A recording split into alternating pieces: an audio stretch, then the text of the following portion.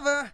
You gotta get with my, get last forever. Friendship never ends. If you wanna be my lover, you have got to get it. Making it too easy, but that's the way it is. So what you think about that? Now you know how I feel.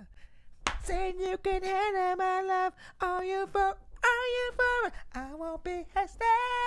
I'll give you a try. If you really bug me, then I'll say goodbye. I'll tell you what I want. All right. What's going on, everyone? Welcome to episode 58. Oh, yeah. Good old 58. Menace opened you guys up with a little... Yeah, a little throwback. Throwback Thursday on a Tuesday.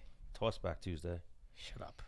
Well, we've talked about this. It's a Tossback Tuesday. I don't give a shit what it is. It's a Throwback Thursday on a Tuesday. Something I was going to post, and it's going to be my Tossback Tuesday post after we finish this episode, because it's tough to do during the episode, is really funny story when you were telling that story with when you and Sal went to the beach and a gentleman tried to pick you up. Yep. I laugh at that story when I hear it. It's a good one. Sick, Stan. Yeah. Here's a Tossback Tuesday for you. 8 years ago today, Diego Brandao almost broke off my fucking arm. 8 years ago today? Yeah. This is December 3rd. Really? Yeah. Interesting.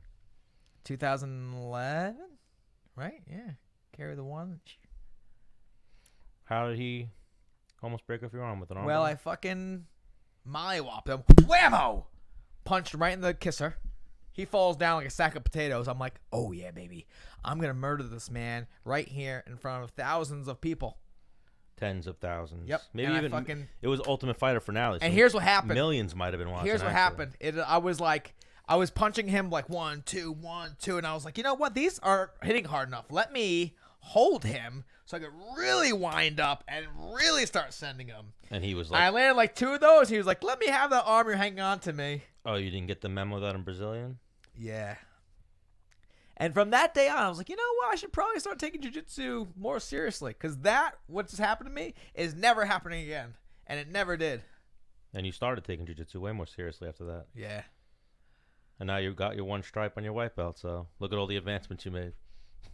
Yeah. Well, so this one stripe on my white belt is like hearsay, because I actually don't own a belt. Greg just says like, yes, you are a one stripe white belt.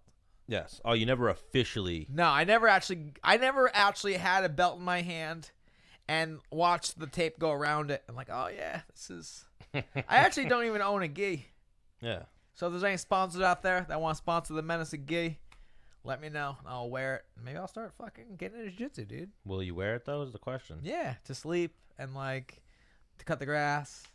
Ooh, that'd be fucking funny. Nah, I would definitely take it into onto the mats and fucking. But if choke like you people started with it. doing other life stuff with it, and then you have like a video of like you cutting your grass and like Gilbert Burns show up and give you a piece of tape, you know? Yeah. Or I'm like grocery shopping. Yeah.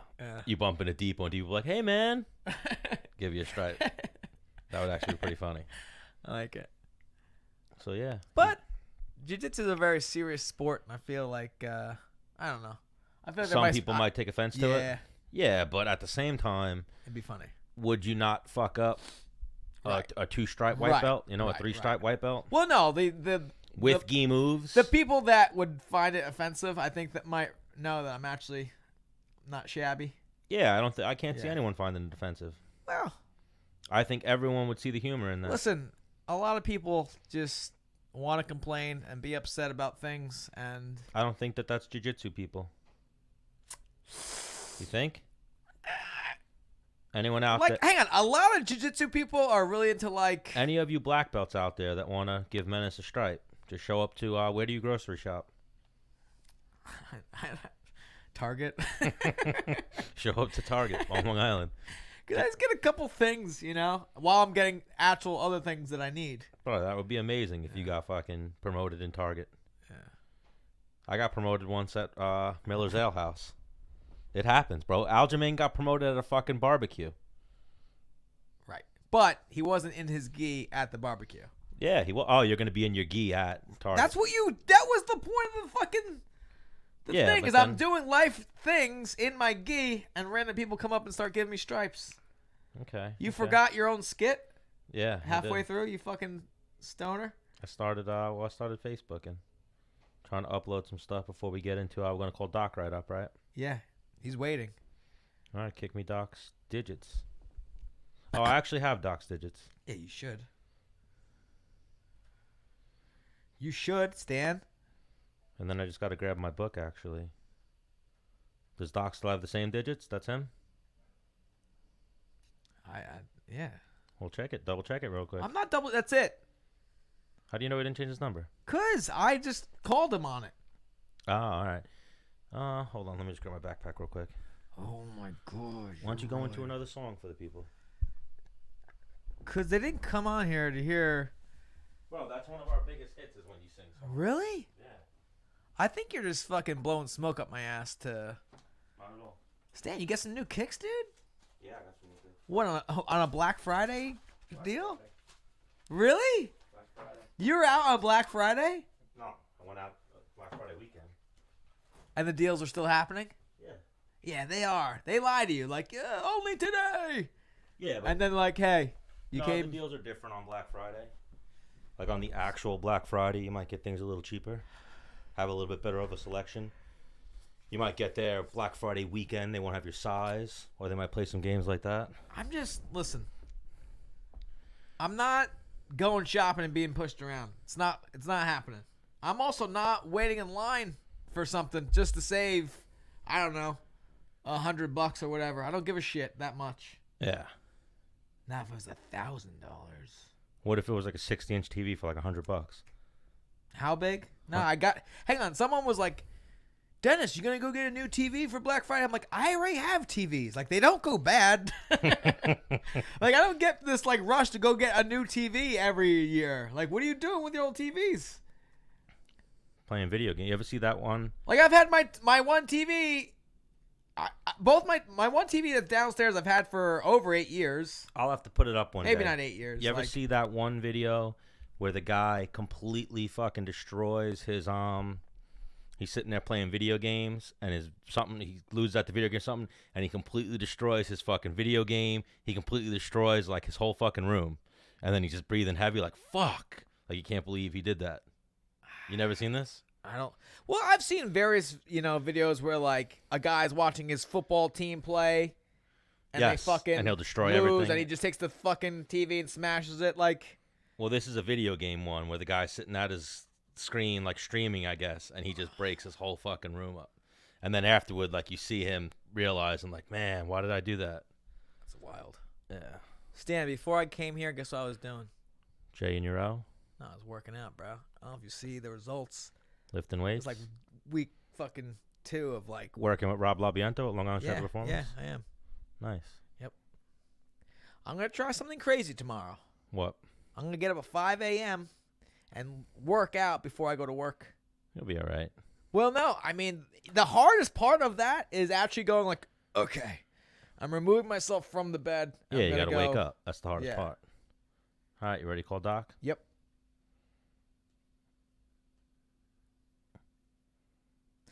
If you want to be my lover. Whoa! Yo! Whoa! Doc, turn us horizontal. Oh, yeah, hold on. I got to adjust your So- camera here. So you don't just see Stan's fat ass. Whoa, what the fuck, Stan? Well, I guess I didn't adjust that camera. Dennis, Hi. you owe Misha $1. Why? There's a swear tax in this house. Oh.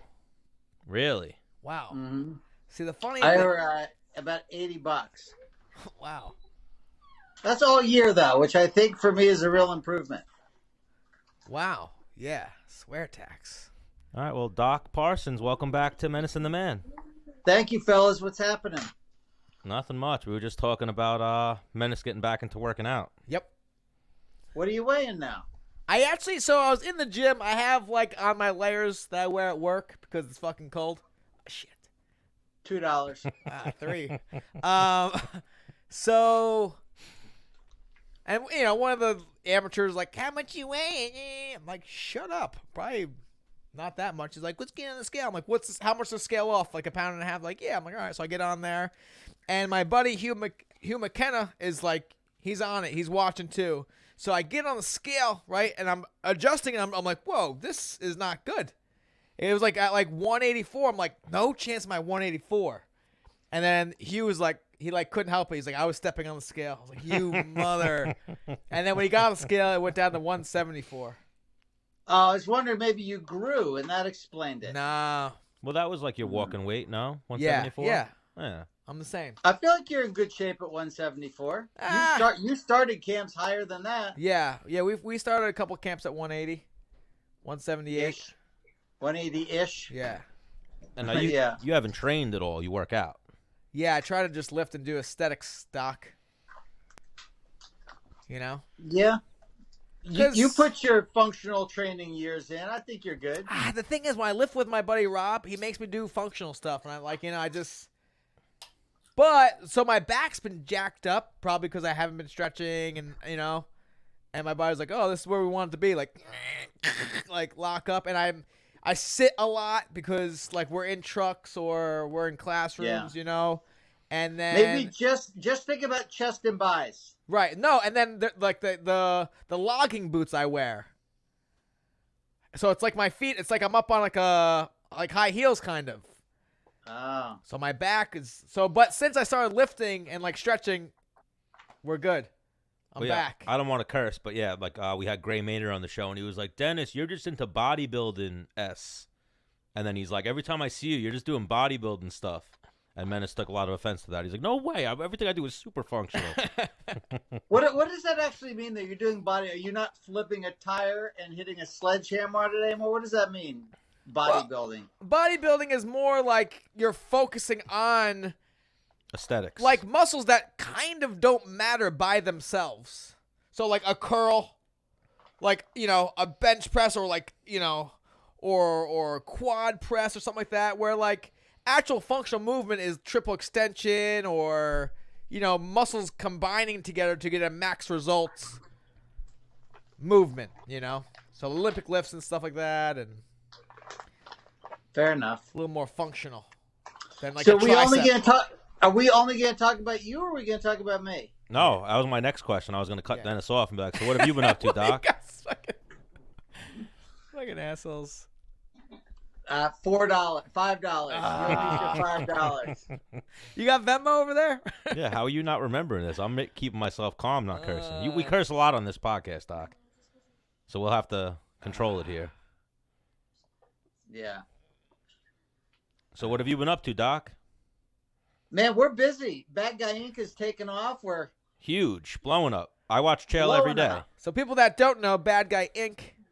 is the Chael Sonnen and Doc. You're silent in Bad Guy Inc., right? I'm behind the scenes. Yeah. I'm all behind. This is the only shine that I get, this podcast right here. Yeah. Well, you're the producer, right? Yeah, so Chael does everything on camera and I do everything else pretty much. So Bad Guy Inc. is going well. We're producing a ton of content on YouTube. We are producing Submission Underground for Fight Pass. We have our next event, Submission Underground 10 on December 22nd. Oh, who do you got that night? I know you guys always have big main events. Yeah, Gordon Ryan's on that card.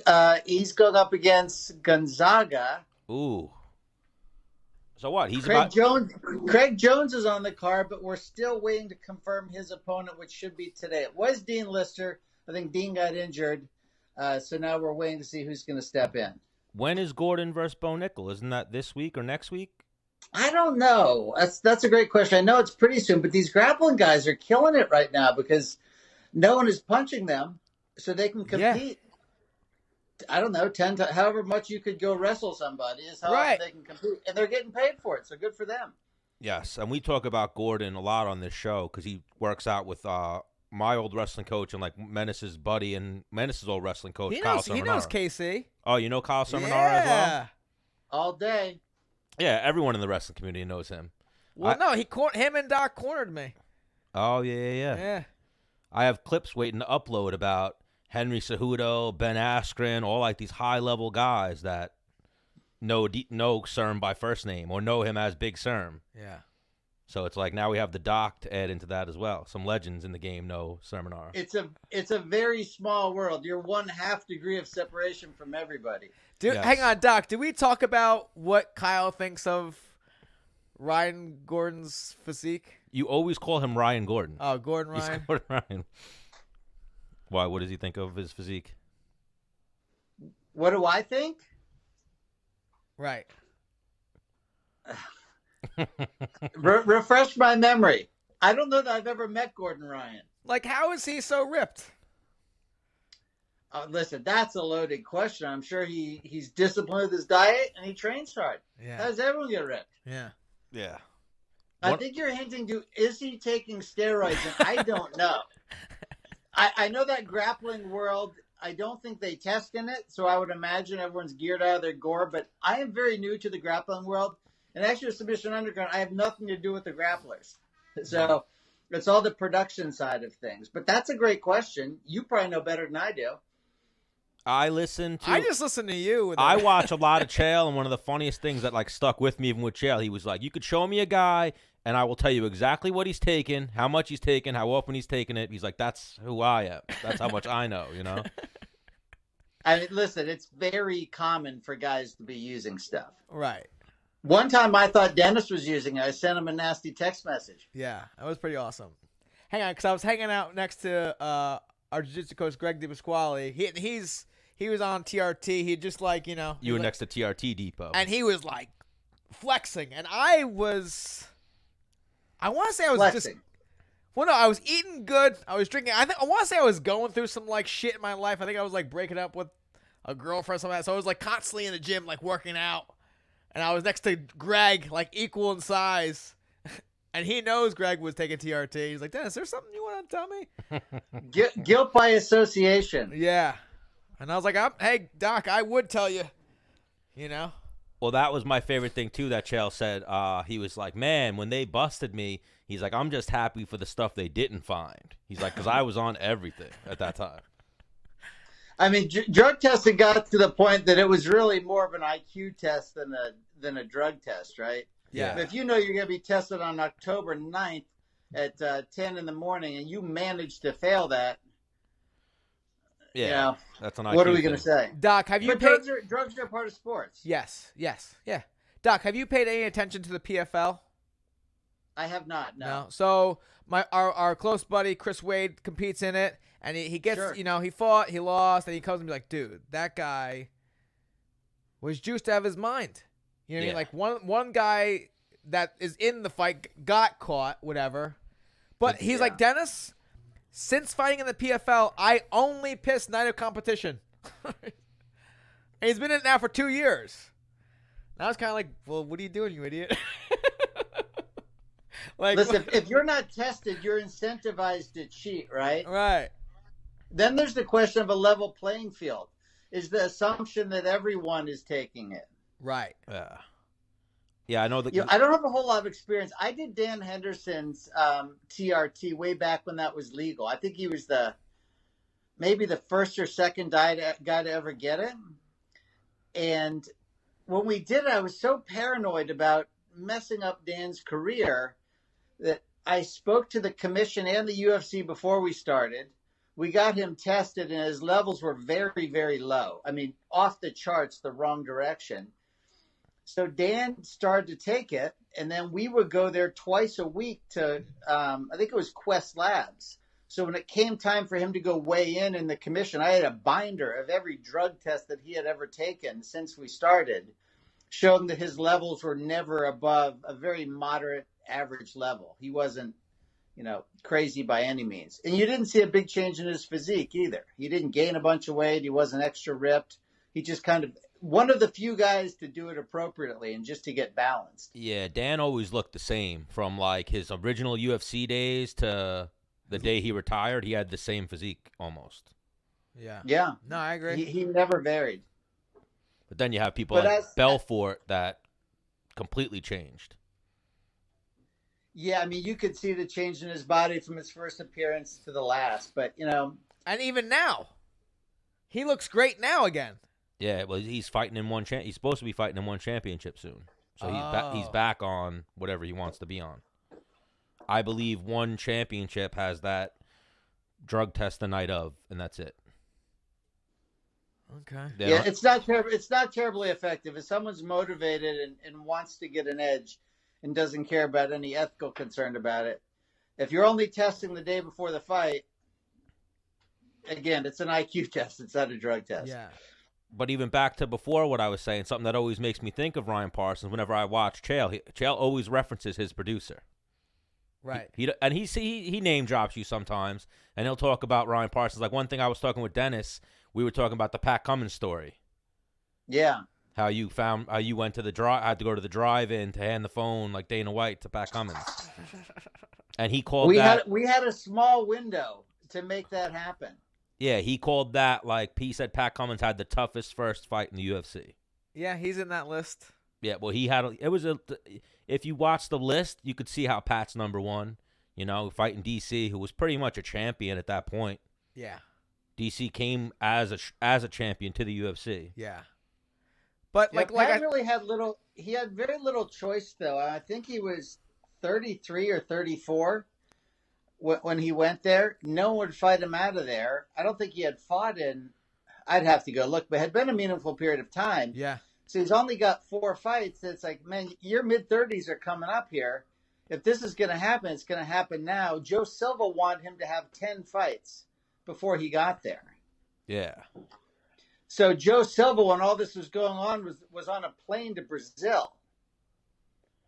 So I was a little bit concerned he would lay and get a call that Pat's name was in the hat and maybe not want that fight because he didn't express a whole lot of interest. He just thought Pat was too green for it. He turned out to be correct.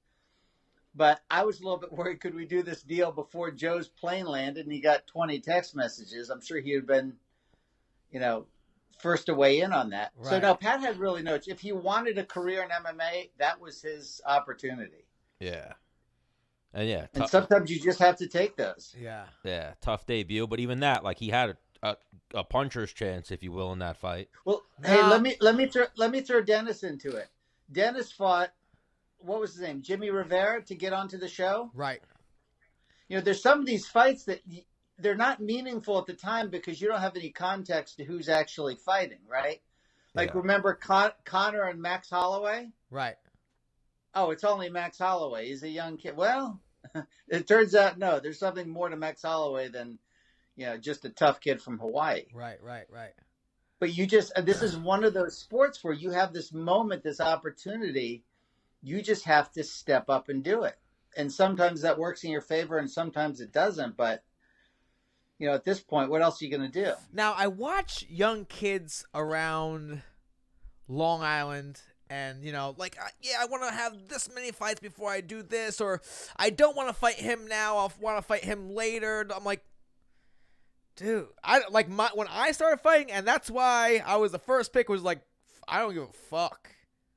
Like, actually, I thought I was better than everybody. That's how and I fought that way, and I competed that way. It wasn't like, well, I'm not quite ready yet. I just attacked everything full force, but I watched people try to protect people or not. I'm like, if you're going to be champion one day, you're going to be champion one day. And I do believe there's definitely some levels you want to do it smart, but sometimes I watch people being cradled too much. Like, at the end of the day, it's just a fucking fist fight.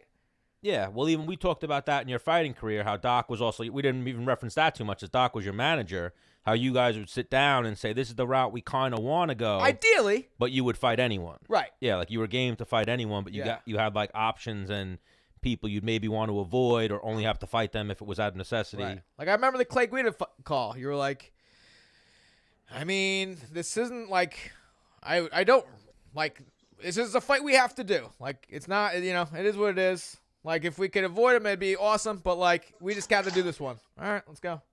Chael said it perfectly. He always wants to fight the weakest guy for the most amount of money. Yeah, that's the smartest thing you could do. 100%. We get it. You're tough. You fight in a cage. Let's find the passive least resistance until we get there. But you could. There was, for me personally, there was like a point where that changed. Yeah. And it's like after your first loss, or maybe for me it was like after my first loss in the UFC, that changed, which it was actually the Brandao, or you're talking about after the winning Lamas, streak? The like, winning streak. Yeah. there was an age where, like, before that, I wanted to fight the best and prove myself and whatever. And that's exactly what the UFC wants. They want the most baddest motherfucker to fight for the least amount of money at the highest level. Yeah. And then there becomes a point where you're like, you lose. You're like, way more money is way better than being a champion. But there's an element too of timing, right? Like I read this article with I'm drawing a blank his name, Bezos, Amazon, Jeff who Bezos. said, "Hey, listen, as great as this company is, if I tried to start Amazon today, it would never work." So there's this element of timing that gets involved. Take Pat, for instance. Could Pat's career have been different if he started at 22 instead of 32? 1,000,000%. Yeah, but you can't live your life like that. We don't get to connect the dots looking backwards. Yeah. We're presented with these opportunities. We prepare as best we can for them, make the best choice in the moment, and then deal with whatever consequences come, good or bad.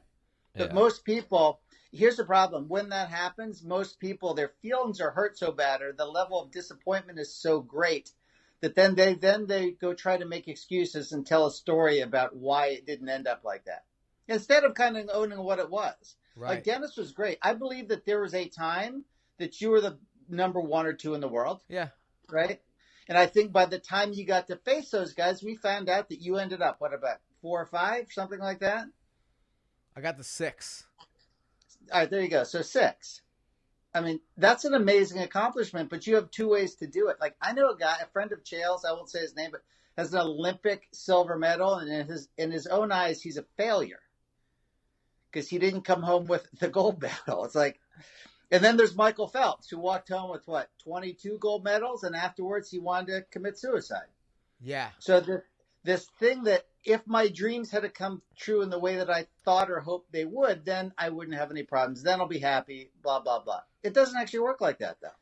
I think the thought of a dream or goal is, I feel, more heartfelt and means more than when you actually achieve it.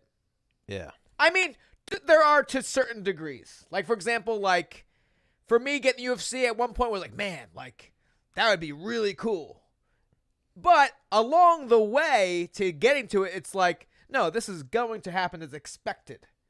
But sometimes we see these guys become world champions. Like, I think if I was ever world champion, I don't think I would have. I mean, thinking of the idea of becoming world champion, I would probably drop down to my knees and cry and like, oh, this is awesome. But actually doing it, I'd probably be like, yep, knew we were going to do that. Like, high five. Let's go get wasted, Yeah. Yeah, what's next after that moment? What's better, planning the vacation or the vacation itself? The vacation itself, I would think. Maybe.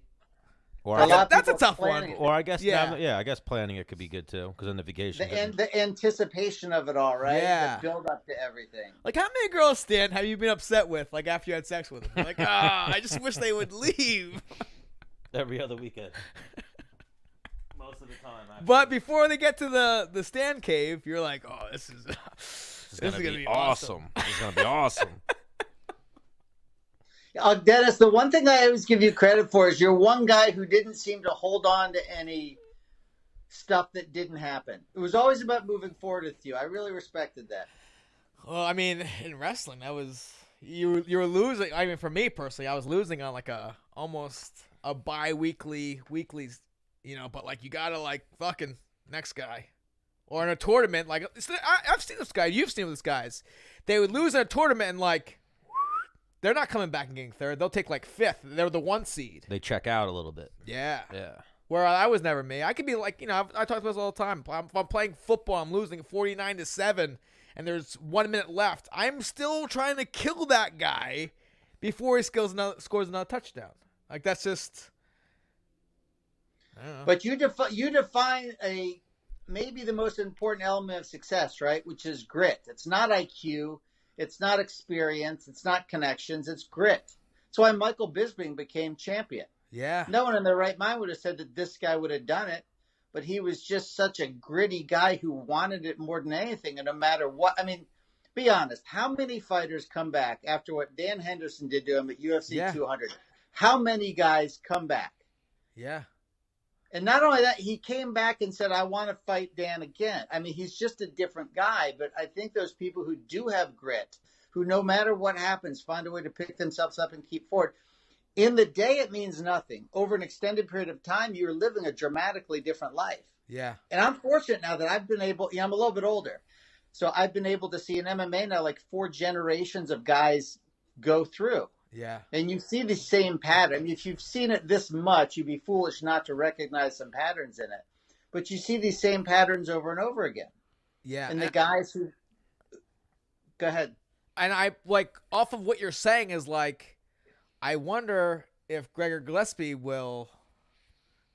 If that's him or not. Well, me and you talked about this. We didn't know what would really happen once Gregor lost. Because he's like a wrestler. He doesn't like fighting. You know, he's similar to like Ben Askren almost. And Yeah. the way you are. Like he's a wrestler at heart. He's just into fighting because he's really fucking good at it. Right. Naturally, from being such a good wrestler. Yeah. Yeah, we have to get Gregor So, on. well, and that's ask him. just like, hang on. No, that's just something that we get on here and talk to him till the cows come home. And, like, you will never know until he competes again. Yeah. That, you know, I mean, that's something... So what'd you think about one thing we wanted to ask you, Doc? What'd you think of Ben Askren stepping away from the sport? Yeah, I thought it was interesting. Ben's just such a competitive guy. I think he probably realized that, hey, a title is not there for me. That's what I'm here for. Right. And he's fortunate to be a guy who's got other things going on in his life. Yeah.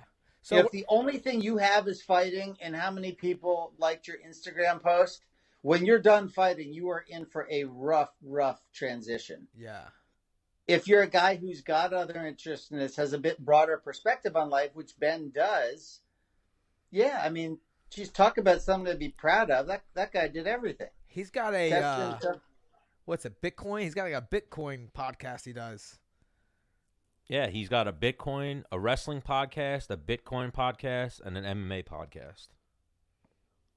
And a wrestling school and, you know, all the other stuff. Yeah. So, yeah, and even I just saw he bought like a new location. He's opening up either his second or his third wrestling school. Yeah. So yeah, he's doing. No, but like me and you have talked to subliminally, and like I talked to Stan about, like, the main reason why I retired is just like off those bullshit losses. Like, man, where I am at, why I'm actually here is fucking a minimal 2 years away. Like, and I don't know.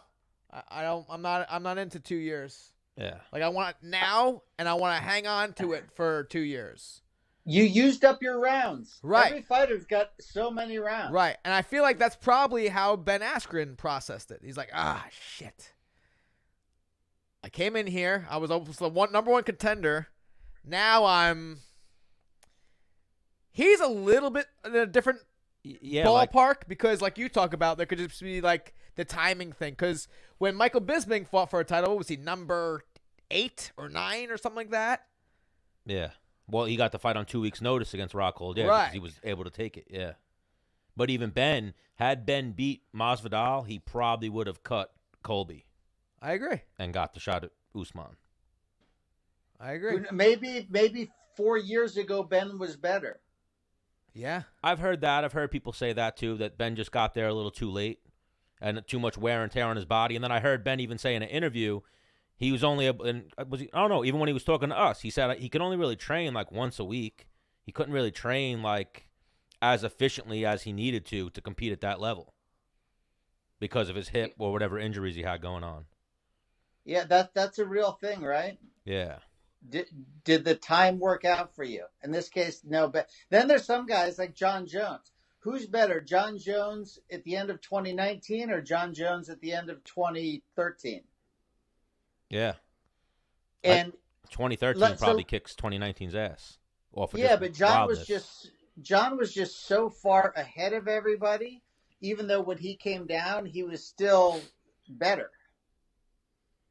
So some guys, if you're just a little bit better, and then you kind of slip a little bit, or your body peaks, you start heading south, and then you find those losses come up. Do you still talk to Dan Henderson at all? Yeah, we text the other day, but I haven't seen him in maybe, I don't know, a year or two. something like that. We live in different places, so. Well, he's got one of his guys, or a guy who trains at his gym, is about to fight John Jones next, Dominic Reyes. I didn't know he trained at. I thought he was with Joe Stevenson. He's with Joe Stevenson, but then he goes to Dan's Team Quest gym and does a lot of his work there with like Sam Alvey, and Right. he spars Dan Henderson. He said he spars Dan on the regular still. Oh, really? Yeah. All right, there you go. You know more than I do. Yeah, like we had him on the show. He was actually on the first episode of Menace and the Man, and then we've had him on a few times, but he was telling us how one time he took an H-bomb and was like, bro, you just H-bombed me. And then Dan Henderson just like, looked at him sideways like, you motherfucker, how you still standing, Dan knocked me out once. He hit me on the chin, and apparently I made a sound that a man shouldn't be proud of making. And then when I get up with my headache, he looks right at me and goes, I barely hit you. Like, come on, man. What are you doing? You're supposed to say, I have never hit anyone like that. Can't believe you. I mean, no, you don't tell you I barely hit you. That's like especially at the age when he hit you. That's like the most manly thing you can say. Like, I barely even tapped you, bro. Like, come on, like stop. Yeah, you just shouldn't say those things to the guy you just knocked out. Well, that's something that Menace has told me that you told him, because you're a chiropractor as well, or you were a chiropractor in your former life, right? I was. And you said Dan Henderson's like one of the hardest individuals you've ever worked on? Yeah, it's funny. The two guys I worked on most in that phase of my career, like the late 90s and into the early mid-2000s, was Dan and Randy. So obviously Randy's heavyweight. Dan's, wherever Dan was, middle, light heavyweight. Dan would be 5 times the effort. Yeah. I've never felt to this day muscle tissue. He has no flex. He can barely touch his shins bending over. He has zero flexibility. His body's been erect since he was about 19, but he just has these. Like, I think his dad had a 550-pound bench press, totally clean. His sister at 14 or 15 could hit a golf ball 300 yards. Whatever I would love to see a genetic muscle test. We gotta get him to Pete. We gotta get him to Andy. Galpin. Yeah, let Dr. Galpin take a chunk of muscle out and figure out what is in the Henderson DNA. But in my whole career, and as a chiropractor, I have my hands on thousands of people. I'd never felt anything like that. And you also said that's maybe a reason why he never got hurt is because he had no mobility to to spur your shoulder. This guy go back here just wouldn't go. He did get hurt though. He tore his ACL. He had shoulder surgery. Oh, okay. Like in the wrestling stage of it. The only guy I know who's never really experienced an injury, I'm not sure Chael has. Peter Graham. Do you know Peter? Yep. K1 fighter, fought in Bellator, big heavy. He fought at a high level of striking for I think 22 years and never sustained an injury. And what are you calling an injury? Like, have I ever had an injury? Yeah, you injured your elbow before the finale of The Ultimate Fighter. Which was 8 years ago today. Was it really? It was December 3rd. Wow. Yeah, that's how we kicked off the show. He said 8 years ago today, Diego Brando almost broke my arm. Almost snapped my arm in half. Well, my arm was broken going into the fight. Yeah. You should not have taken that fight. Yeah, we were at the orthopedic doctor the day before weigh-ins. Yeah, on Wednesday. Yeah. And the guy's like, we could do this and you won't feel anything and it'll just be whatever, or there's a third of a chance that it could blow up and you won't be able to move your arm. We're like, not rolling the dice. Let's do it. Let's just not do it. Oh, why he was going to inject you with cortisone or something? I think so. Yeah. Hey, you're never going to be ready, but at some point it's your turn, right? Yeah. Call your name, you either go make that walk or not. You make it. Oof. Yeah, that was a tough one. Well, it was the first official fight, so I don't know. Well, I called him when it happened. When my arm got really badly wrecked by Davidius, I say his last name? Taurus Savicus, yeah, I believe. Who was a fucking monster in the WC back in the day. Yeah, and he was underrated. He never really the thing with him was Remember the old days of the UFC, Doc, when... He was WEC. No, I'm saying even in the old days of the UFC, when Joe Silva would call you on a week's notice, and if you didn't take the fight, you went to the bottom of the list. So he called up Davidius and was like, you want to fight Chad Mendez at a catch? Because he was going to fight Chad Mendez at 145. And they offered him, I think, like a catch weight at 150 or whatever, and like 6 days' notice. And he didn't take the fight, so that's why he never got his UFC shot. But he was solid, a very solid pro. Anyway, so he hyperextends my elbow with, I think, an armbar. Bad. I finished out 4 more rounds with him. The next morning, I wake up, my elbow, I think I FaceTimed you, and it was purple, and it was this big. And I was like, what are we going to do? And he's like, well, we're not going to call UFC yet. Let's just see what we can do. He was one of those guys who almost like hurt his training partners. No, I'm talking about Doc. No, I'm saying even Davidius was one of those guys that Yeah. used to hurt his training partners. Yeah. Those guys are out there. So, Doc, we got some upcoming fights happening. So there's Max Holloway versus Alex the Great. Who wins? Is that his fight Alex Volkanovski, that's his nickname. Yeah, Is it the Great? Who wins that fight, Doc? Yeah, I can't bet against Max Holloway at 145 pounds. And I wouldn't this time around either. I think his reach is too much. I think his experience is too much to overcome. I just don't know the pathway to him getting beat. Well, something that was pointed out to me is they obviously have different body types, but Volkanovski has a longer reach than Max. Somebody did say that. Olive.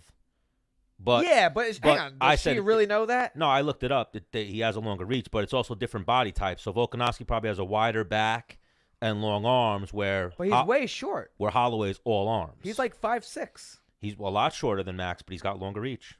I think he's got a 2-inch. Yeah, but what reach. about kicking reach too?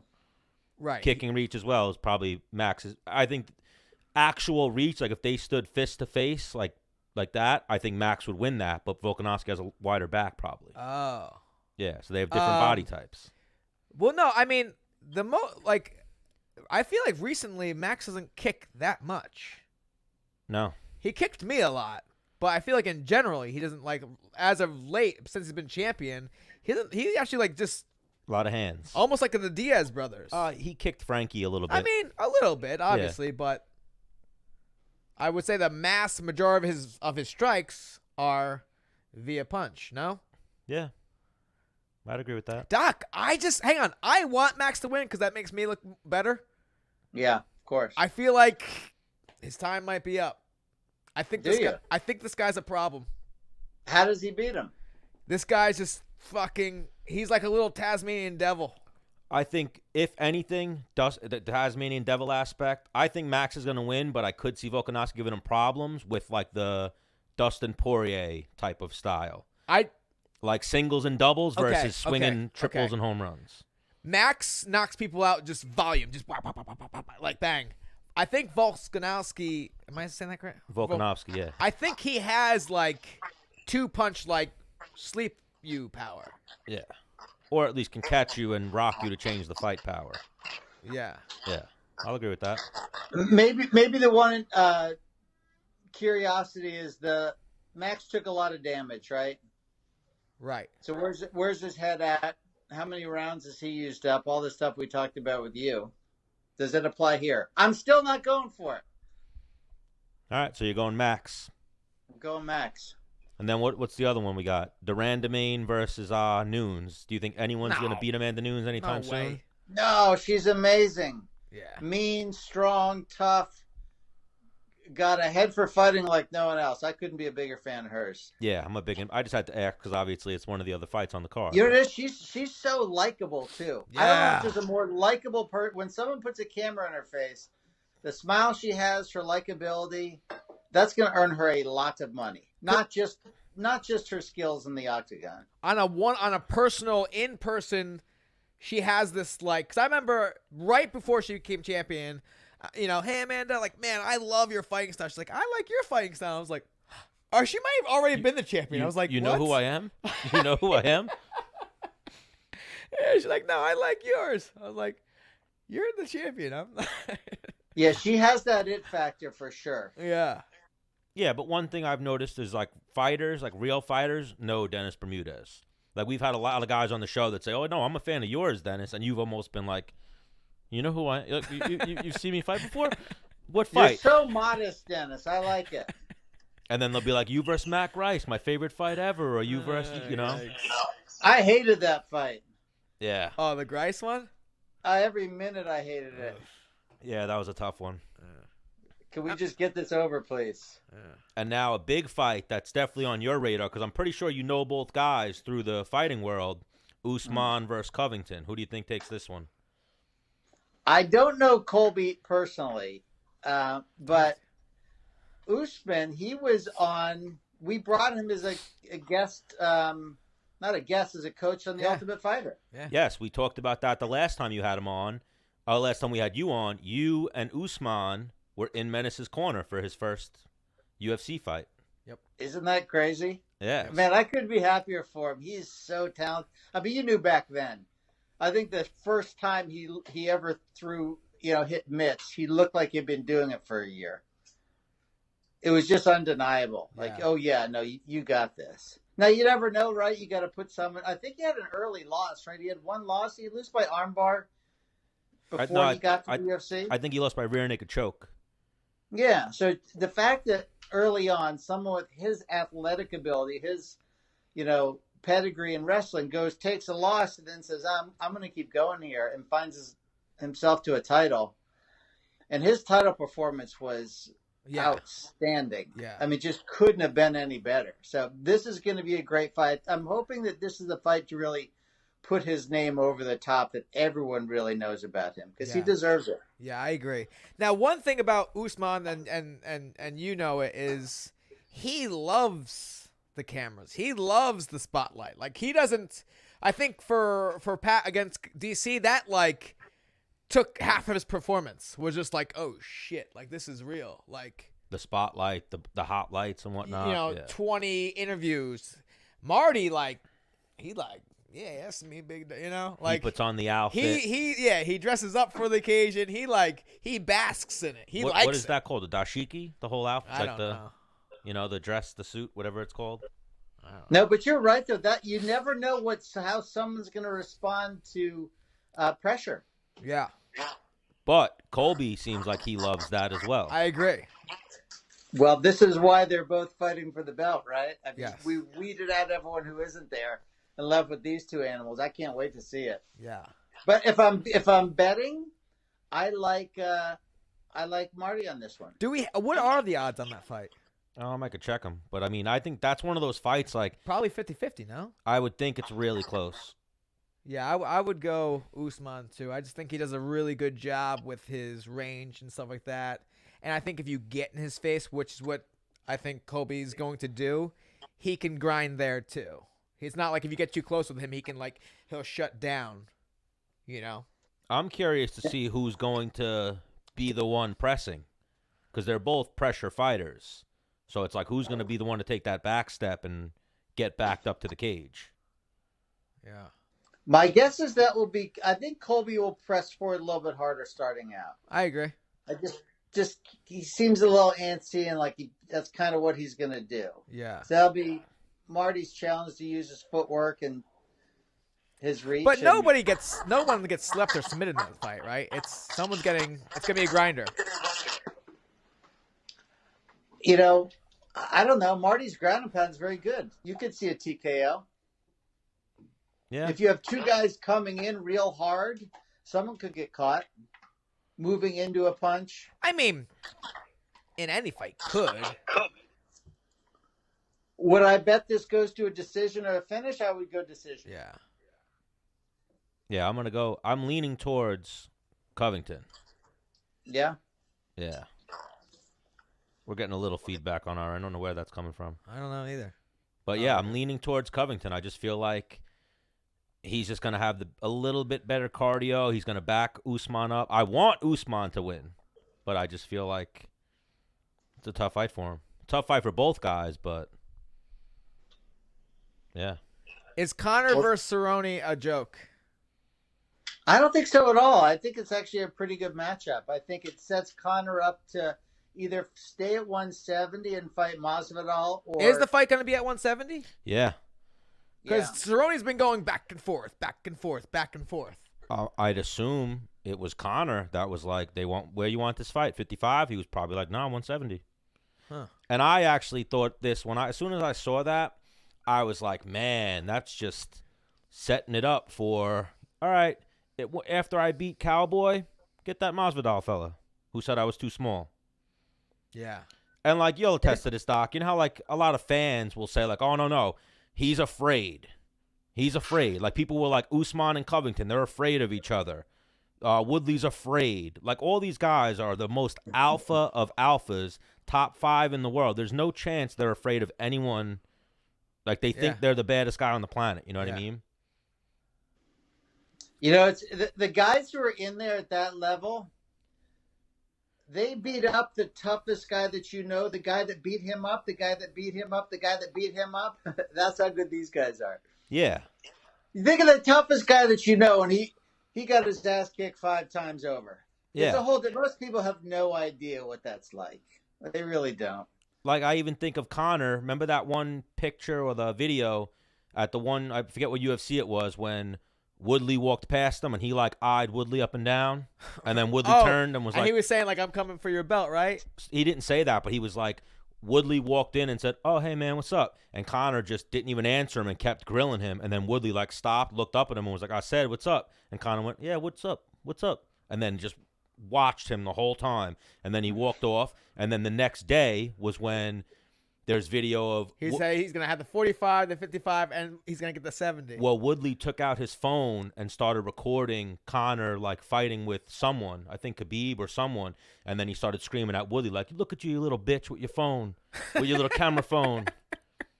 And that's, you know, a guy 15, probably 30 pounds bigger than you. Right, muscle. Yeah, and he didn't care at all. So, like, that's how I see it. Like, what's his name? Masvidal saying he's too small.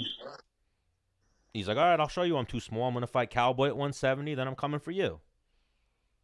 I think you're right on the money there. Yeah. What is Masvidal's... Because me and Stan have talked about it a few times. Like, there's the Conor fight. There's the Nate rematch. There's the title fight. Like, what's his best path? Because if he loses the Nate fight or the Conor fight, title fight's out. Right? It would be wait for the title, get the title, and then have these super fights for the title. No? I don't know. You could argue this in 2 ways. I mean, he's top 3 biggest stars in the UFC right now. Did one of these mega fights do more for him as far as exposure and money than the title does? And the title's a tough fight. I don't even think that's a concern. That guy's here to get paid right now and deserves every penny of it. Yeah. I've never known why that guy hasn't been more popular. I agree. He's been one of my favorite fighters for a year. You just know when he walks in the room, you have to pay attention to that guy. Yeah. Just know he's different. I've been a huge fan of his for years. Like we went to Florida and we had Mike Brown on the show, and that was something that we talked to Mike Brown about. Is we have no idea why the UFC didn't jump behind him earlier. Well, him smacking Leon Edwards is what sent him over the top. No. No, him knocking out Ben Askren, I think, is what sent him over the top. No, I think before the 2-piece in the biscuit that went viral. Yeah, I guess so. But even that's a fight that's out there for him too. I forget what I was watching. It might have been Chael, or it was someone who was watching a Masvidal interview, and they were saying how it might have been the Brendan Schaub show where he sits and eats with people. Right. And he said the best thing for Masvidal would actually be to just go for the money fight and let Leon Edwards fight for the title, because if Leon Edwards wins, then that's a huge fight. Yeah. Him versus Leon Edwards finally settle in their backstage beef. Yeah, but Doc, will Leon Edwards ever get a title fight? He's not. He would have to just keep winning, and obviously he'll get the title fight then, but he's not a super marketable guy. The only thing he has marketing behind him is that he's British. His beef with fucking... And he's British, so he's like they could sell him to the UK market. Yeah, to me that guy's got a lot of potential. He just didn't have his moment yet. Right. But he's strung 8 fights together in one of the hardest divisions in the sport. Yeah. He's fun and exciting to watch. I think he called out Woodley. So he's like, hey, you're an English kickboxer, a British kickboxer, who's now calling out a collegiate All-American who was also dominant in that weight division and had the belt. I like that guy. I think that there's just too much happening right now at that weight class to shine a light on everybody. You just kind of got to wait to see who gets lucky with timing, who has a performance that catches on. You know, where would Masvidal be if Nate didn't call him out that night? Right. Yes, and Leon Edwards is actually young, too. I'm looking at him now. He's only 28. So yeah, that guy is very, very talented. So in that division, there's just so many, kind of like 155. There's so many fights to make. Like, sometimes you just got to wait and see how it shakes out. And he's got some big wins. He's got a win over Vicente Luque, a win over Donald Cerrone, Gunnar Nelson, Dos Anjos. Right. But all decisions. So I guess that's like maybe, if anything, that's his only thing why the UFC is not giving him. Yeah, you have to be starching fools, and then they're like, yeah, we like this guy. And then he has a decision. His last loss is a decision loss to Usman, unless you're going to count the backstage altercation with Masvidal. He definitely took an L in that situation, too. But, yeah, he's in the mix. So, yeah, I think, like Doc said, I think the best thing for Masvidal would be the money fight next, which would be Conor or actually Nick Diaz, which they're talking about possibly doing. Now, what's the deal? What's Nick Diaz? Again, we talk about timing. That clock is ticking, my friend. Like, what? How much longer can he hold out and not fight? Well, he has the benefit of a brand behind him. His name, the Diaz Brothers. I don't think he's fought for 4 or 5 years, right? Right. Yeah, he hasn't fought since 2015. Oh, and real quick, Doc, before you continue, I know we talk about brand, and what made me think of this is Nate. The spotlight's on him. He's like, I'm part of the Nick Diaz army, and I was like, dude, you're like the spotlight's on you, like. Yeah, it's that Diaz Brothers. There's just something. I'm not mad at it. I'm not mad, but I was just like, what? Okay, cool. Like, yo, that's some dope like brother love. Yeah. And I also think it's like, yo, UFC, like, you guys are the spotlight's on me, but like, this is the dude. Like, get this guy on too. Yeah. Well, even when I went to the press conference, that's the question I asked Nate. Is I was like, Nate, can we get Nick in your corner for this fight, or what's the chance we can get him in your corner? And that was like one of the loudest crowd eruptions. Yeah. And then even at the weigh-ins, they were like, what's your thoughts on this fight? He was like, I don't even care. I got the greatest fighter in the world, Nick Diaz, with me right here. Right. So he's like, it's his big brother. So, I mean, back to Nick's brand.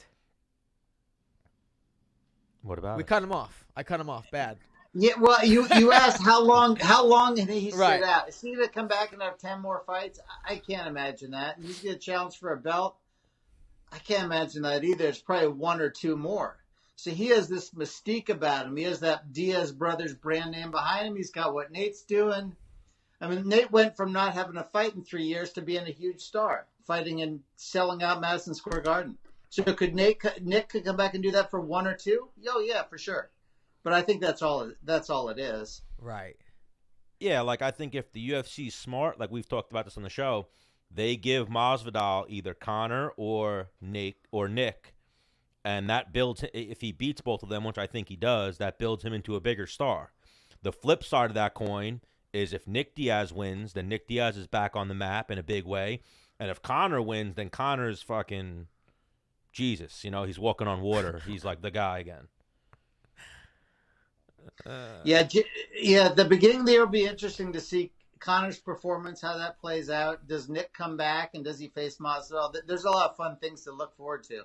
Because there's only a few guys that could sit out for that amount of period and still be relevant and still, hop right back into the huge mix, which I'm sitting here outside like, I don't know. I don't think you deserve that. I don't even think you, before you left, you deserved it, but now you're back. And you're talking about Nick. You need to dust off a little dust before. Hey, listen, it's the Brock Lesnar argument, right? Right. Some people are just, their name is, if Ronda came back today, she's not going to come back in an amateur fight, right? I mean, prelim. A prelim fight. Right. So he's just one of the guys that has that to trade on. And good for him. Who am I talking to? Because it's not like these guys are like geniuses. Like, all right, here's how we're going to play this. Here's how we're going to do this. It's just like they fell in shit.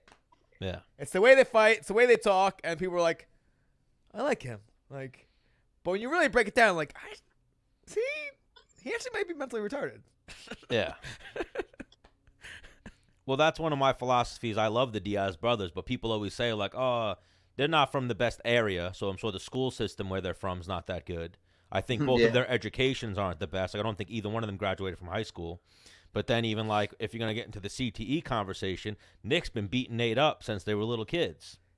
So I'm sure he's got a couple of marks on his brain or something. But they've been smoking marijuana forever, which is great for the brain. Right, Doc? This is true. You're asking loaded questions. I'm not sure I have an answer to any of it. Well, no, I mean, CBD is in marijuana, which is great for...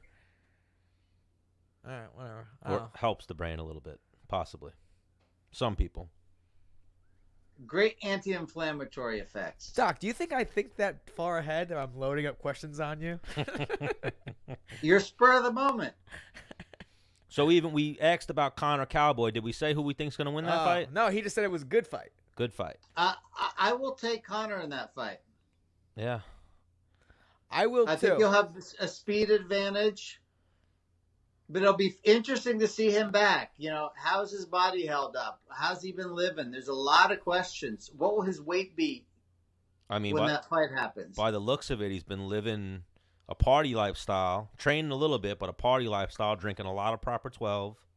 So, yeah, I'll be interested to see how he comes back. But I think even it'll go back to when they had words years ago and what Conor saw in him then. You know, he called Cerrone.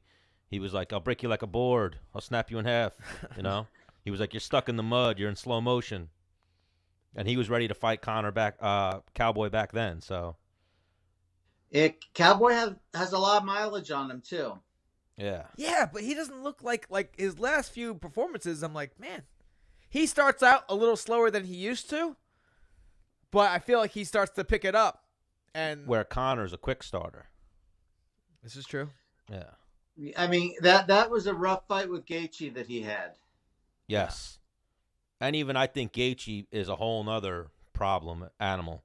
Like, even I think Gaethje would give Conor some problems if Conor can't catch him early. You know, there's examples of fighters who aren't the same after one fight. Yes. They just go get into it. There's a guy in Pride, I don't want to say his name, but there's a guy in Pride pretty well known. He went up weight class, fought. He's like, yeah, you were never the same after. I'm not sure he ever fought again. You can take such a beating that's like, all right, your time is up.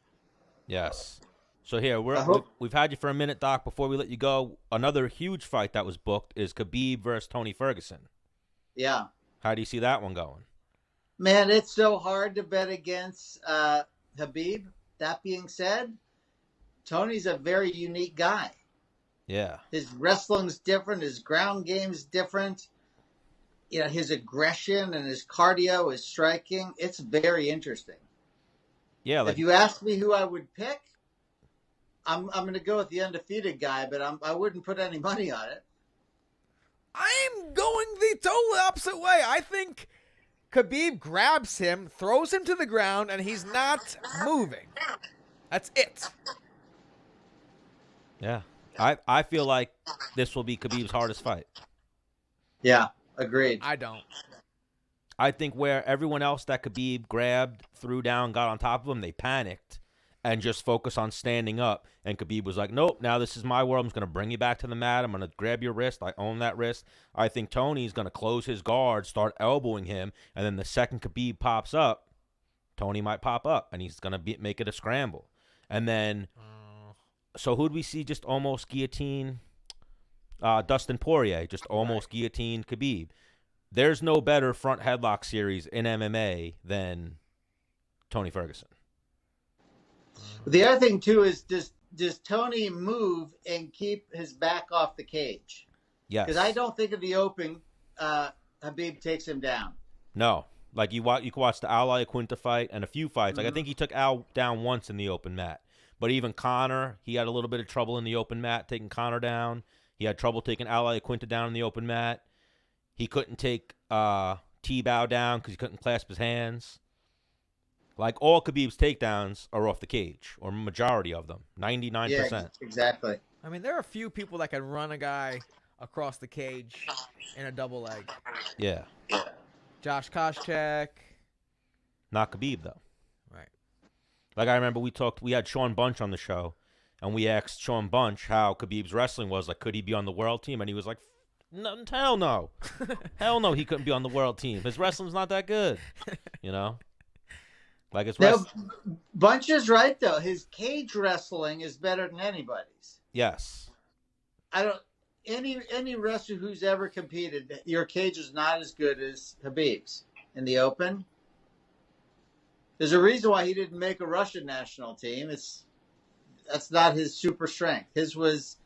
We had this discussion with T.J. Dillashaw about finding your sport, right? Like TJ was a decent college wrestler, but no one would ever bring his name up as a star in college wrestling. But he became world champion in MMA. Khabib's one of those guys who grew up. He told me personally in a sauna in Brazil that his mountain village of 2,000 people had 7 world or Olympic champions. Yeah. Wild. You look at Dagestan, there's less than 3 million people who live there. The city where they live, Makhachkala, I don't know how to say it properly, that has less than 500,000 people who live there. And if you look at who makes a Russian national team, it's everyone from right there. Nowhere else in Russia. A guy or two. You look at the amount of those guys who have world and Olympic medals. I don't think there's a greater concentration of tough guys than Dagestan. I don't know what they're doing over there. Is it culture, genetics, lifestyle? But whatever it is, that's a scary group. So Khabib grew up in that area, and his specialty was wrestling in a cage. You never know how it's going to work. Yes. I mean, like you said, I wouldn't bet on the fight, but I think I'd lean towards the undefeated guy, obviously, but I will. This will be the first guy with Tony's style that he faces. Maybe I'm sensing a bet here. Dennis is so confident. Oof. So confident. Almost bordering on arrogance, but not in a bad way. But you'll understand this, Doc. You put me with Ferguson. I was going to say, time. he's almost underselling himself because, like, I took Ferguson down. Like, all right, you probably could take Khabib down, possibly. I'd definitely take Khabib down. Yeah, you're underselling yourself. Yeah, but we're not talking about. We're talking about what happened when Khabib takes you down. Yes. When you're on the ground. Tony will keep moving. He won't stop. I know these guys, and like when they're doing these weird spins, and you just hold their leg over their head for 1 second and fist. You're talking about when like a guy hammer fist them when a guy goes like inverted like that. You're not gonna hold me. Like, okay, I'm just gonna hold this leg on over your face, and yeah, I'm elbowing you or hammer fisting you. You're not going to get a ton of them, but you're going to get a few. It's going to stop him. He's like, whoa, let me take a second and rethink about this whole, rolling around upside down thing. I don't know if that's going to be his game to go inverted. I just think he's going to start. His game is going to be elbow and punch the shit out of him. Sorry for the swear. Yeah. Once he gets $1, dude. Once he gets on bottom. You guys are at $16. No, we're not 16. I was at 7. Will collect. I was at 7 before I stopped. What, you were keeping You track? didn't stop. Yes. I just didn't want to interrupt you or be a rude guest on your show. No, you've been a great guest, Doc. We appreciate the time. Oh, I love having Doc on. And everyone. All right, fellas. Nice to see you both. Make sure you check out Bad Guy Inc. with Chael Sonnen. And Doc, if you have anything you want to say, you want to talk to me, I always want to talk to you. I'm happy just to chat. You guys are great. Oh, Menace tells me how he misses you all the time. You guys got to start talking, get together more. I know. He's just so far away. I feel the same way. That's my dude right there. All right, so you're the man, Doc. Thank you again. See you Ryan guys. Parsons, everybody. Love you, buddy. Dude, you see that? What? He didn't tell me he loved me back. He was ready to go. You want to text Algieri, see if he's good for now? I would much rather have him in studio. So let's build up to an in studio. We'll do a couple minutes with him, talk about his event that he's got going on Thursday. Okay. He just said he had to do some event stuff.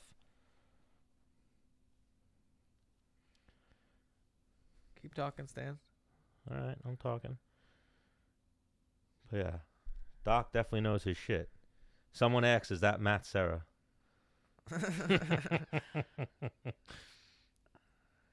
That's another long overdue guest for the show. Your boy Matt Serra. You know what I was thinking? Maybe even next Tuesday, we'll see if like anyone else wants to come to the studio. We should almost maybe take a traveling episode to Serra's on a Tuesday night. Yeah. Well, no. Chris Wade. Like I texted him this morning, like, hey man, like he's one of those. I think he's one of those dudes that, like, if the answer is no, he would just rather not answer you. Mm-hmm. Cause I was like, hey man, were we on for tonight? Cause I wasn't sure if we had locked it in or not. I just wanted to make sure, just to, set up a time and everything like that. Doesn't answer me all day. Like I finished work and I texted him like, hey man, like I'll take that as a no. He's like, oh, like almost right away. Oh, sorry, I didn't, I gotta ask my mom. So he's going. We locked it in now. His mom's gonna watch his daughter. We're gonna try and get him in here because that's the week of Dennis Bermudez Day. That's in that week. Yes. Well, even that's another reason why we got to get Algieri on. Yeah, I would like to get both Chris's in here. Ooh, then let's get Algieri. See if we can get Algieri on the phone, and we'll plug. Yeah. Dennis, we forgot to mention that to Doc. That man. Did you know that the town of Babylon is giving Dennis his own day? I don't think. So he loves me and like whatever, but like there's certain like he doesn't. Who? Doc? Yeah. Why? I don't know. You follow Menace and The Man, like. Well, he works for Bad Guy Inc., so it's So almost what? like a weird. Oh, conflict of interest? Mm-hmm. Fuck off. But that was a great interview with Doc, so we'll have to now. He's just so knowledgeable. We have to get on him now, though, and say, hey, man, when can we get Chael on? Yeah. And I feel like Chael's almost worth us giving like a. Give Algieri a ringer. Give me his number. Oh my gosh, you're actually the worst. Am I? Yes. Like when I give you one person's number, I shouldn't have to give it to you multiple times. You've never given me Algieri's number. Oh my god, I'll fucking kill you. Don't be that guy. But yeah, Dennis Bermudez Day. So what, if Algieri's event wasn't on a Thursday, you would go? I also have my boys this weekend. Because the thing is, like, yeah, I'm going. Yeah, so we're going to talk to him about his event, and then we're going to get him in here. Yeah, we'll build it up to an in-studio, and we'll talk about some boxing fights. Yeah.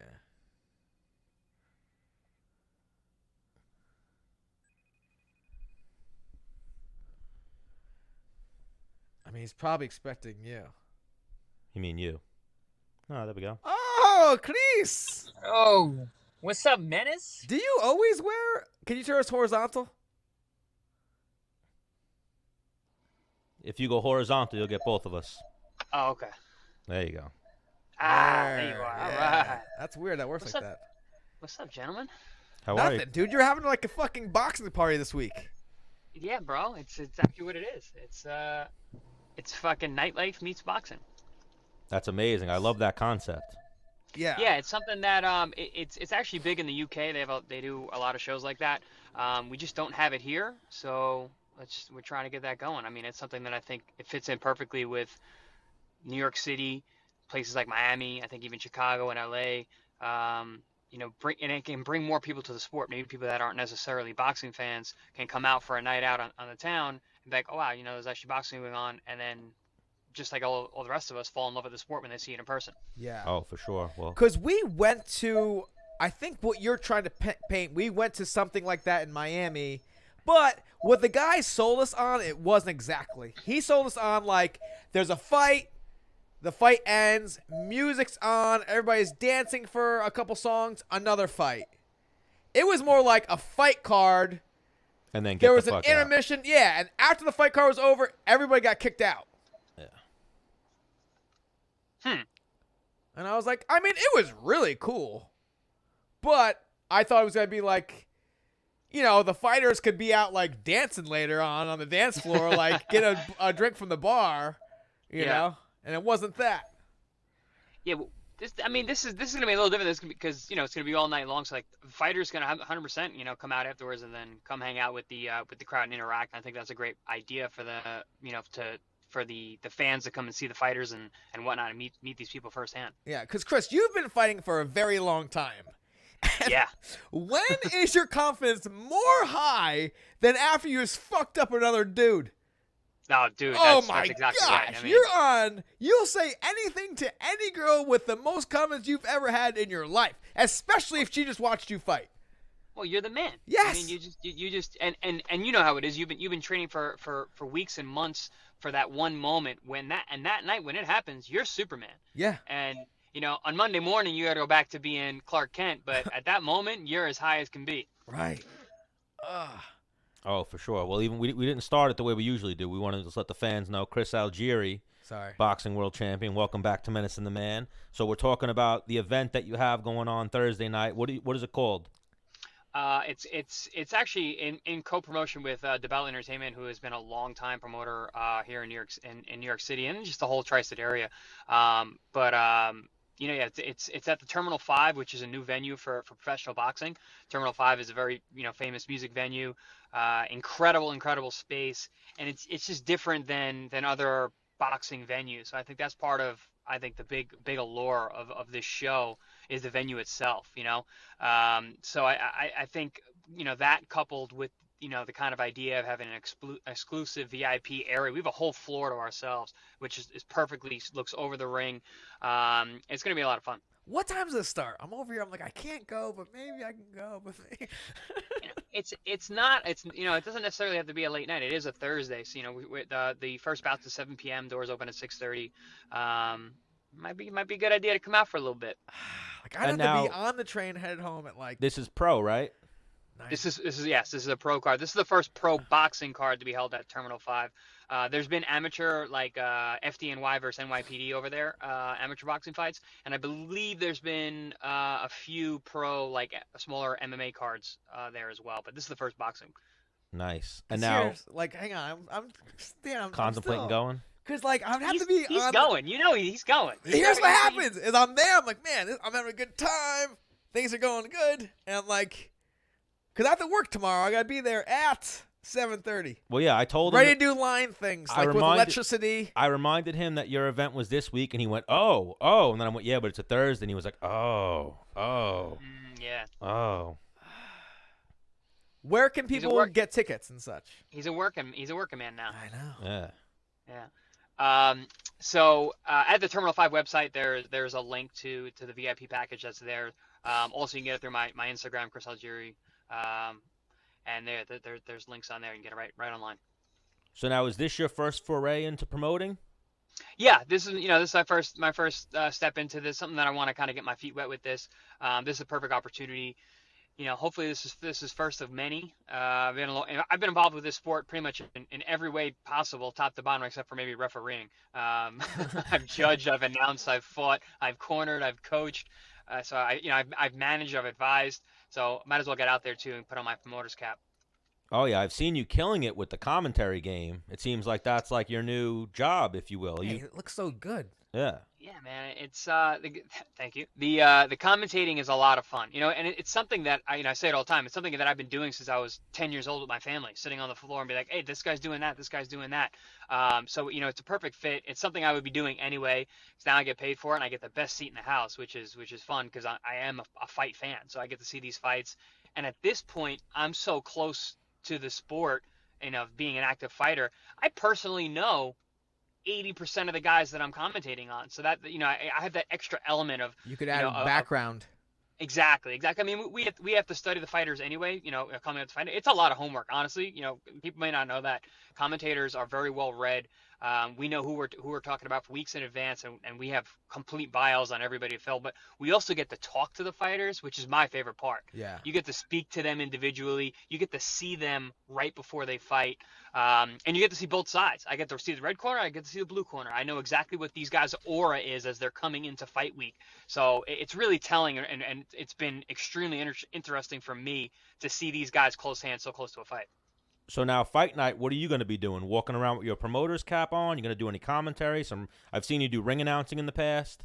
Yeah, I'm gonna be walking around, making sure everybody's having a good time. I do have a fighter on the card, Matthew Tinker. He's a local New York guy. I'm probably gonna be helping out with his corner as well when he fights. He's a talented kid. Got a big amateur background over in Europe, over in England and Ireland, and has a huge fan base here. He's a tough kid. Just made his pro debut a few weeks ago down in South Carolina. This is his first kind of like homecoming fight in New York City. Okay. So now, is it going to be like, what's the main event? Like, is it all like up and coming pros, or you got anyone? It's all local flavor fights, fighters, and it's New York City guys. And there's standing room on the floor. There's another level where you can see above, kind of like it's almost like a ringside structure, and there's a VIP spot, floor up top, which is actually shoots right over into the ring. I mean, it's an incredible view. Nice. So what are you thinking, Menace? You think you're gonna make it out on Thursday? He's thinking. He's a working man now. Things are a little. He's got to think about other things. Yeah, he's usually he tries to get in Because bed I also by have 9. my boys this weekend too, so it's not like I can go there and muscle through Friday and at work, then grab my boys and hang out with them, then they go home and then try to pull it together Friday evening. It's like these little guys are gonna just keep tugging. Yeah, keep tugging me. Yeah. Oh, I know those little guys. They got a lot of juice. I brought them over for a barbecue. Yeah, we had a barbecue at my crib, and it was luckily my nephews are there too, so they got to run around together. Oh. They got to burn each other all their batteries out. Wild. Well, one of my favorite memes that you posted back in the day, you were like, I like to play like games with my kids, and then when they bang and I have to play dead, I just go to sleep. Yeah, you ever like when they kill me, I just take a nap for 45 minutes. Yeah. Like, I'm alive. Yeah, I had to babysit my nephew the other day, and I threw on SpongeBob and took a 45-minute nap. I was like, yo, parents, this is not hard at all. Yeah. You just got to put the right show on for them. Yeah. And make sure it's a marathon. SpongeBob wins. So and then Chris, it's been a minute since you fought, right? Yeah, it's been about 6 months, unfortunately. But, it's just one of those things. I'm at the stage of my career where we got to make the right moves. I needed some time off. I had 3 fights in 7 months. Right, that's what I'm saying. I remember seeing you banging him out, and I was like, all right, he's Yeah. gonna. I'm like, whoa, this is long right now from what I'm used to. Yeah, they came back to back to back, and they were tough. I had tough fights. I didn't come back to easy guys at all. So it was probably good to have a little bit of time off in the summer. This is way more time than I wanted. But, it might be a blessing in disguise. My body feels great. I'm really excited to get back in the training camp. But hopefully I have some announcements soon where we can get something going early in 2020. I like that. So International Dennis Bermudez Day in the town of Babylon is quickly approaching. It's December 13th in the Babylon. We're going to do a little bar crawl. But we would love to have, I think Chris Wade's going to come in studio next Tuesday. If you're available, we'd love to get you in here and then almost pre-celebrate Dennis Bermudez Day while we do a podcast and just let the people know, hey, it's gonna be a good time. And so all the charity is gonna go to the veterans. They need a new roof in Babylon. Okay. So the veterans, what's it called? Dennis Bermudez Day. Yeah. I'm down. So next Tuesday with Chris, I'm into it. All right. I believe it's just the Veterans Hall or the VFW of Babylon. Yes. And it's in the town of Babylon where the bar crawl will be. Yeah. It's right down the block. And it's also my birthday too that day. It's a weird Man, how that happened. That's perfect. Yeah. Cool. We'll have a good time. And I heard you're local now, Chris. You moved to Lindenhurst, right? Yeah. Yeah. I am not far at all. Yeah. So December 13th, can you come hang out with us? I'm coming. All right. I'm there. Yeah, it'll be a What good is that time. next? That's next. What is that? Not this Friday, the following Friday. Okay. And then Yeah, sounds something good. we're trying to organize is, you've ever heard of Great South Bay Brewery? Of course. Yes. Yep. We're going to do a recovery day, a little bit of day drinking, or just birthday. a hair of the horse that bit you, whatever, Yep. the next Hair day. of the dog, yeah. A hair of the dog, whatever, yeah, at Great What? South Bay the next day. What does that even mean? You The never hair heard of of the it? Honestly- I know what it means, but where did that come from? The hair of the dog that bit you? I'm gonna look that up because honestly, I don't know, and I feel like I should. Yeah. Me too. I use it all the time, and I have no idea where it came from. Exactly. Like the dog that bit you, the hair of it's is now you're a dog too. I don't. And I know it's hair of the horse, hair of the dog. What? Yeah, I've Hair heard of the horse. That's one of them. Who said that? It's one of them, I'm telling you. No, your fucking drunk uncle probably told you that. You fucking asshole. Or I might have got drunk and got the two animals confused. And just went with it, rolled That with is it. awesome. Stan, what are the chances you get into a fight on Dennis Bermudez Day? I hope not, but it's likely. If someone steps to Chris Algieri or Dennis Bermudez, I'm going to be like, nah, I got this, guys. I would love to see that. Because the thing is, if someone steps to me, I'm like, oh, no, you're good, dude. It's no problem. Then, Stan, before I can even defuse the situation, he's like, what, man? Like, nah. No. Dennis, back Stan, up. What's your go-to? You going right to jujitsu, or are you gonna be dropping kicks you're and gonna punches? hang on, No, Chris. I've been You're boxing gonna since I love was this. a kid. So what I do is I try to talk people off the ledge. Obviously, I don't want to fight, Uh-huh. and then people just keep going. So then once we square up, you know how like when you get in the stance, you can tell real quick if someone knows how to fight. Yeah. Uh-huh. So I usually just get in my stance, and then I hit them with a hard feint, and people bite that first feint all the time. Mm-hmm. So they bite it hard, and it's not like they bite it and they like stay in their stance. They bite it and like Yep. come out with their hands. So once they bite that feint, I just shoot it straight too. And you say it's over usually. Yeah, that usually lands, or I throw like a follow-up inverted straight. I keep everything straight, so I throw like that right through that guard. I hope everybody's taking notes at home. Yeah. Street Fighting 101. No, hang on. I just love busting Stan's chops. And then if I have to, I'll go to like a tie clinch. I've yet to really unload any knees, but if we get Well, there, you're a tall guy. That makes sense. I think the knees would be a good move for you. Tie clinch, knees. yeah. You got that height. And then obviously, like I was always told by like my one friend who went to jail, and he gave me like basic street fighting tips. He was like straight punches, tie clinch into a guillotine. He's like that's what beats the average man who doesn't know how to fight easily. Yeah. Tie clinch, you pull them down, guillotine them. They don't know what they're doing. Yeah. Throw a couple knees while you're guillotining them. If you know how to kick, a good leg kick is all you need. One good leg kick. People don't understand how fucking much those hurt. If you kick somebody and for real with a leg kick and they've never been kicked before, their night's over. Their week is over. Now, do you think they go like, oh my, like, because a lot of people, the average person doesn't think like, oh, you're gonna kick me, like, what are you, girl? But if you land like wham, they're gonna be like, oh shit, like you actually know what the fuck you're doing. Yep. I gotta bail, right? Yeah. If I get the chance to bail, I'm bailing. There's going to be a slight delay, and then they're going to feel that deep pain, and they're like, what was that? I'm done. Yeah. And something I've been thinking about a lot lately, and I've always wanted to do, like I used to do it a lot in training. I did it in a kickboxing fight, like a teep to the face, because I have long legs. Oh, yeah. And I was always very flexible. I was always like, before Chris Wade's fights, like, yo, man, you gotta not, just don't fucking Spartan kick it. Just flick it up there. Just throw your eyes down a little bit, and then just go right for their face. Yeah. Chris, you hit a few of those? Man, I used to that was like that when I was kickboxing, man. Yo, the straight kick to the front kick or teep kick to the face. Because whether it's coming to the stomach, the chest, or the face, it looks the same. Yeah. Until the very end. Yeah. The chamber's the same. Your knee comes up and it can go either way. I was good at popping up the front kick chamber and then rolling that into a round kick over the top. The question mark kick, right? Yeah, that thing, and that catches everybody. Yeah, so next Tuesday, bring some pads, Chris, and we'll do some warm-ups in case. You guys don't have tie pads to the studio? What kind of studio is this? We don't really got room. We'd have to clear out that area a little bit, but. I mean, I don't think he's wrong. No, he's not. The thing is, if we had more space, I think Stan would be getting fucked up on the reg more. like this, Stan, like, ah! Yeah, Menace is very abusive in here. Well, that's what the people want to see. It's an MMA He's a physical podcast. guy, man. Yeah, he's a lifelong fighter. That never goes away. It's a fighting podcast. And when he says that's what the people want to see, like one person ever said, you know what I love? When you beat Stan up or when you're mean to Stan on the show. Listen, hang on.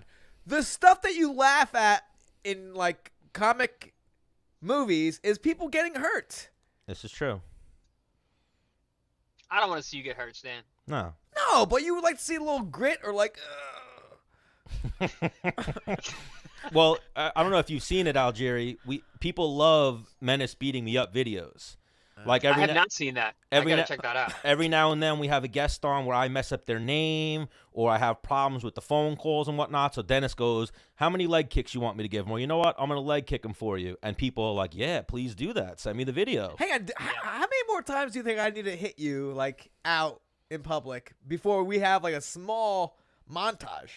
We have one now, actually. No, I got a body shot. No, we have body shot. A leg kick. The funniest night is did we go to MMA? We went to MMA fights at the Paramount one night, and he gave me a body shot, and then, I'm drinking. We're both drunk. The next day I woke up.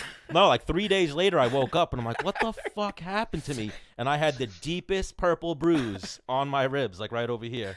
So Nice job. Chris, in the Paramount where those stairs like curve down, it's carpeted. Yep. So we were there. I had a beer in my hand, and he was like, "Go ahead." And I was like, "All right." And I was like, kind of home.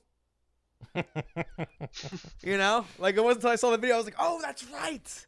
So I dug it hard, and when I hit him, my beer went flying down, like out the fucking down the stairs completely.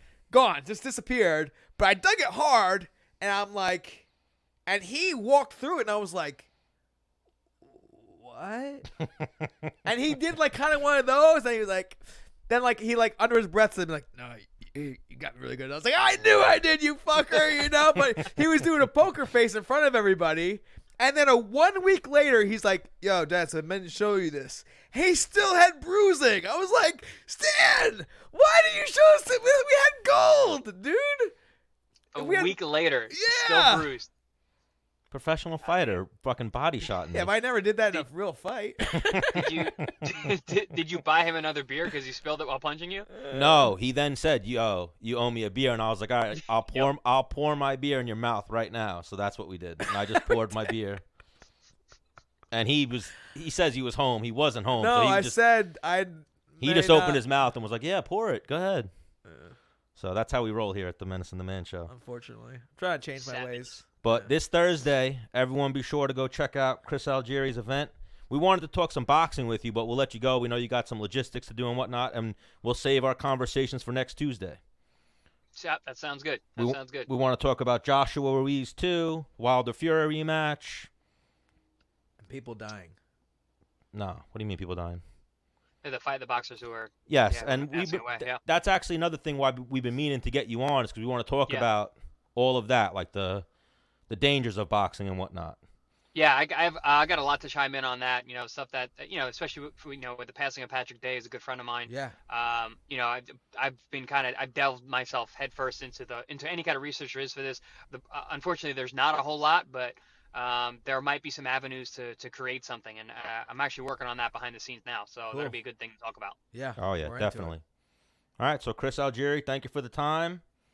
Absolutely, guys. My pleasure. Maybe we'll see you on Thursday. We'll see if we can get Menace out for that one. Yeah. Either way, I'm going to be around for the Dennis Bermudez day. Yeah. So next Tuesday, try to clear up a little bit of the schedule if you can. We'll try to get you in studio for a beer or two. We can curve the schedule to fit the Chris's schedules. Yes. Yeah, let's get the Chris squared. Yeah. Yes. Chris Wade, Chris Algieri. Yep. That'll be a good one. Cool. All right, guys. All right. Thank you. All right. Be good. All right, Algieri, you're the man. We'll talk to you soon. Now, hang up, Stan. Now, is that weird? I said peace, but I threw up like, are these devil horns? Ooh, that's like a rock piece. Yeah. It's rock and roll piece. I've been doing that, like peace. Or peace, and I'll do the shaka. Ugh. I guess that works. It's like, no. No what? Oh, yeah. No. All right, so I feel like we went some good places with Doc. Some great spaces, Dan.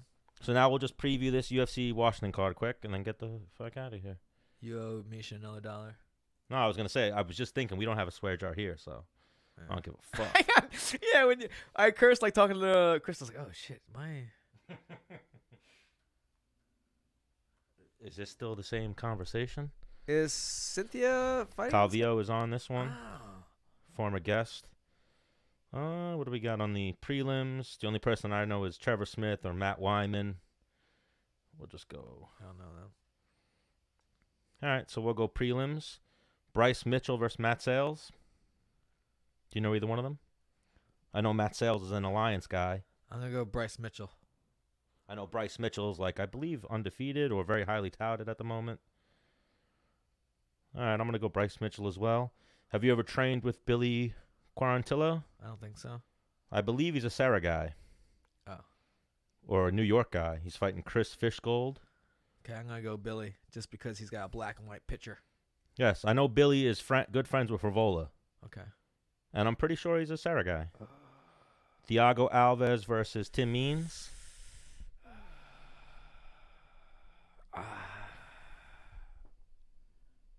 Who are you leaning towards? I want Thiago Alves to win. I just like him. I've met him before in person. Did you ever train with him? Yeah, a little bit. Yeah. I moved around with him back in the day. But Tim Means, not that he's on like a tear. I just think he's like a younger, kind of more aggressive, don't give a fuck kind of guy. I think with a probably deeper gas tank. I could see that assessment, but I think they might be a similar age. I think Thiago Alves was a young blood all those times he was fighting back in the day. And now he's been on like a little bit of a less of a schedule. He doesn't fight as often. Right. But let me see. How old is Tim Means? I feel like Tim Means is 35. So I can't see Thiago Alves being old. Thiago Alves might be younger, but he might have more miles on him. No way he's younger. He's like 38. No, he's not. Definitely not. So Tim Means is 35. And Pitbull is 36. All right, so Tim Means is coming off a loss to Nico Price. Okay. But he was winning before he lost, right? No. Are you sure? No, he got knocked out. I'm pretty sure I fought in that card. It was in Wichita, Kansas in 2019. No, he got knocked out in the first round. And he's lost 3 of his last 4. Who? Tim Means? Tim Means, and so has Thiago Alves. 3 of his last 4. I'm going to go I like Thiago Alves. I'm going Thiago Alves. I'm going to go Thiago Alves. Ricky Simon versus Rob Font. I feel like Ricky Simon's coming off a loss to Uriah Faber. That's the only reason I know him. Is like he was tough and like I want Ricky to make Uriah look better and win right here, like in like a dope way. Okay. So Ricky Simon, yes, is coming off a loss to Uriah, but that was after a winning streak, and he is 3-1 in the UFC. But Rob Font's number 10. Rob Font's a beast. I forget who Rob Font just fought and lost to. I know he's a badass too. Yeah, Rob Font. His only UFC losses are John Lineker, Pedro Munoz, and Rafael Assunção. Which are all beasts. Top 4 guys. He has a win over Thomas Almeida, a win over Sergio Pettis.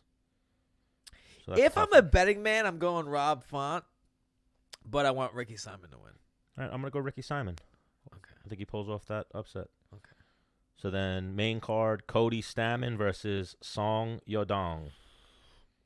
Song Yadong murdered the last guy he fought. Yes, and Song Yadong, I believe, trains with Uriah.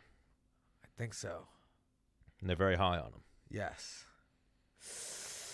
But Cody Stamann is like he's a solid wrestler. He's tough. Ranked number 9. I don't think he hits as hard as Yadong. Mm-hmm. But I think he could take him into some deep water. Cody. Yeah. Okay. So what are you thinking? I'm going to go Song on that one. Yeah, me too. I feel like Song is, I'm sure that now he has changed recently to alpha male. He's only 21. Yikes. Song Yadong. He's murdering people. Yeah. Not murdering people. What do you mean? He murdered the last guy he fought. Then he's 4-0 in the UFC. So yeah, his losses came earlier in his career. Did Cody Stamann fight the same guy that Song knocked out last? I don't think so. Cody Stamann, I know, lost to Aljamain. Cody Stamann, Aljamain's the only one to beat him recently. He has a loss earlier in his career, a split decision. Aljamain's the only one to finish him by submission. Cody Stamann has a win over Caraway, Tom Duquesnoy, and Alejandro Perez. So that's a tough one. That's a tough one for Song Alejandro Yadong. Perez is who Song just fought, no? Is it? Yep. And Song knocked him out. Yeah, so they did. They have one common opponent, and Song killed him, and Cody beat him by decision. I mean, if you're going to bet, you're probably going to bet on Cody because Song's only 21 and Cody has a wrestling background. Right. Well, I think. Well, hang on. I'm going to stick with Cody all the way through. I think he could just grind him out. Okay. Just don't get hit hard. All right. I think I'm going to go Song Yadong. I'm going to go with the youth on that one. All right. I think Chinese MMA is really making its advancements. All right. Aspen Ladd versus Yana Kunitskaya. I'm going to go Yana Kunitskaya. I'm going to go Aspen Ladd. Okay. I think Yana Kunitskaya is now dating Thiago Santos. Oh, good for her. I believe. Not that will have any impact on the fight, but just thought I'd throw it out there. Maybe she's got a good fighter in her. Yep. Ah. Ooh, and this is Stefan Struve's return fight. Yes. Fighting Ben Rothwell. So both of these guys haven't fought in a minute. Ben Rothwell, I believe, pissed hot. Oof. Or failed USADA for something. You can't do that. So this will be his first fight in a minute. And it will also be Stefan Struve's first fight in a minute. So Ben Rothwell hasn't fought since July of 2019. Stan, did I tell you where I came from? Oh, before I so came no. here? Where'd you come from? The gym. Yep. Yeah. So Ben Rothwell has fought again since pissing hot, but he's 0-2 since he came back. So I'm going to go Stefan Struve because I know him. I got a good picture for him for you to put up. Yes, on I've the... seen that one. Oh, so I'll send it to you then. You already have it. No, you can send it to me. No, I gotta go find it and such. But even Struve came back. But when did Struve retire? Earlier this year. Well, no, but like the fact that he wants to come back, usually you come back with a fire lit under your ass. Well, it's like Struve retired on a win, and then is coming back. Yeah. So he fought this year. He fought in February. So he's making his comeback. And he wants to come on the Menace and The Man show. I don't know if he wants to, but he said he would. Yes, he did say he would. So we'll go Stefan Struve in that. I say he wants to. Yeah. Marina Rodriguez versus Cynthia Calvillo. You know where my money at, dog. Cynthia Calvillo? Yeah. Yes. I don't even know Marina Rodriguez, but what rank is she? Number 9. And they got Calvillo ranked at 10. So yeah, I'm gonna go Cynthia Calvillo. I think he's gonna whoop Marina Rodriguez's ass. That's a girl, dude. What'd you say? That's Cynthia? our girl. Yeah. Hopefully she just doesn't have her period this time. Yeah. She's not Makes weight. Yeah. And then the main event, Alistair Overeem versus Jairzinho Rozenstruik. So this is a former Black Zillions fighter who worked with Henry Hooft versus Jairzinho, who I know is from Florida, and I've seen him at 365 working with Henry Hooft. Oof. And Jairzinho, I think, is undefeated. I know he did just beat Arlovsky, and that was that fight I told you, just like touched him. And he died. And Arlovsky went flying. So yeah, he's undefeated. He's 9-0. He's got 8 wins by knockout. But then Overeem is like the as veteran as it gets in fighting. Right. I think Overeem started fighting in the 90s, if I'm not mistaken. So sometimes when you're that veteran, when you see someone come up like this that's 9-0 and has 8 knockouts, you're like, bet you he hits hard. Yeah. You know what I mean? You're not like, well, I've seen a lot of people like this that aren't good. Well, Overeem's good when he sticks and moves, like for a big man. But then once he gets hit, it's like, oh no, my chin. If a fighter's chin is gone, Overeem doesn't have. What did Doc say? What? That you only have so many rounds in you? Yeah. It's true. And he started fighting in 1999, professional MMA. So I'm sure he had amateur fights or kickboxing before 20 that. years ago. Yeah. Is it? Yeah. So this will be the 20th. This is the 20th year that Alistair Overeem's been fighting. He has won his last 2. After he got destroyed by Francis Ngannou, destroyed by Curtis Blades. I believe he's now training with Curtis Blades. So maybe he changes the game up and goes for a takedown on this dude. Oh. Who you leaning towards? Come on. Overeem? Negative. Jairzinho Rozenstruik? Yep. I'm going to go with Jairzinho as well. I feel like he might be the next coming of a heavyweight title challenger. So we'll see if we're wrong on that one. I guess we will see. It's a 31-year-old versus a 39-year-old at heavyweight. But 39's a good age to be a heavyweight, but Overeem does have a lot of miles on him. All right, so we're going Jairzinho Rozenstruik. All right, so another fight real quick before we go that I saw booked was they're going to do Joanna versus Wei Ling Zhang. I did see that. Oh, that's a tough one for Yeah, Joanna. Joanna came out and was like very aggressive. Like, I saw people putting up polls like who's going to win this fight, and people were overwhelmingly picking Joanna. I'm like, I don't know about that. really? Yeah. Similar to how we've talked about it. If you don't have a playbook on how to beat someone, what do? You watch their close fights. Like, there's no playbook on how to beat this girl. She's won like 23 fights in a row. I think she's like 23-1. And then I think Chael, or I saw someone say it, like her loss is technically an amateur fight, so it shouldn't be on her pro record as a loss, but it is. Yeah. So she's Because I think if Karate Hottie fought the Asian chick, it's not. going well for her. Yeah. But Karate Hottie had a close fight against Joanna. Right? Was it not? No, pretty one-sided. And then there were 2 moments in the fight where Karate Hottie took Joanna's back. Right. But other than that, it was pretty much Joanna picking her apart. But Joanna didn't seem like the same to me. Well, her aura's gone. Like, she was similar to Cyborg. Like, Cyborg doesn't seem the same now because her aura's gone. Like, she's not the boogie woman anymore. Same thing with Joanna. Like, there's a similar to that. There's a playbook out on how to beat her now. Yeah. Joanna. And it's kind of just what I don't know what you can say Rose's playbook was. Rose's playbook was, I'm just not afraid of her. You know, I'm not going to let her dictate. I'm going to dictate the pace a little bit. Yeah. Where it's usually Joanna setting up attacks and striking and doing whatever she wants. And just getting you tired as fuck. Just volume. Yeah. Singles and doubles. But then Joanna lost to Rose, and then she lost to Valentina. So she's, you know, there's some video out there on how to beat her. Yeah. And I think Weili Zhang, I think is how you pronounce her name. She definitely has that power. Can put that pressure on her. So, tough fight for her. I'll root for Joanna simply because. No, I'm going Joanna through and through. I'm voting for her, and I think she's going to win. Oh, you're going to go on her post and vote for her? Or when you see, what are you voting on? Joanna. Oh, you said I'm going to vote for her. What are you voting for? Just to win? In my own tally. All right, that's good. So, December 13th, international. I keep forgetting to add the international. Yeah, you're an idiot. It's clearly international. International, Dennis Bermudez Day, Town of Babylon. In the town of Babylon.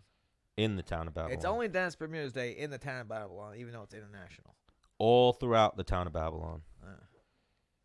But yeah, I got to check my email, see if some of these people got back to me to finalize some times. But the one I told you, the one spot, we won't name drop them, but they were giving me some guff, saying, "Oh, Friday's a little too busy." I almost have to go above them and be like, "Hey, Rich, can you call the owner?" Yeah. Because I'm talking to the manager, and he's saying no. So, we'll figure that out. So, Menace, if you want to say goodbye to everyone. Goodbye, everybody. Let's get the fuck out of here. All right. Well, see you later. Fucking shut it off. Just made me start streaming again.